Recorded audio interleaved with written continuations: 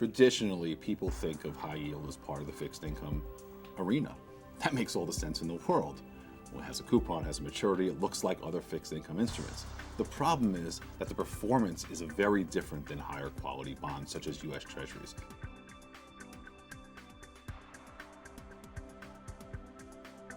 The performance is actually more tied to the equity markets. What's nice about the asset class is that it actually is less risky than the equity markets, meaning when equities go down, high yield goes down, but a lot less. Normally, high yield returns almost as much as equities. Today, after a period of several years of equity outperformance, we think the next 3 or 4 years could see high yield rival the returns of equities, if not beat them.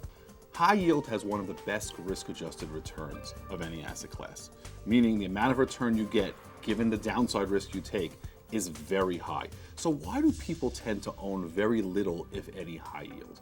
I think the reason comes down to why we have bonds in the first place.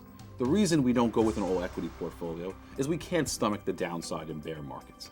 So we want something in the portfolio, usually bonds, that go up in price when equities are going down.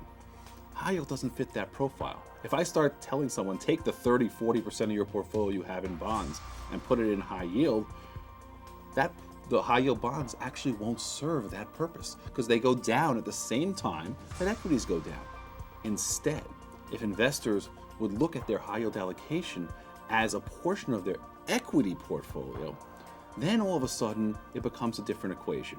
Now I'm actually not taking up risk in what's supposed to be the safe part of my portfolio, but I'm diversifying my risk on the equity side of my portfolio. That's very powerful.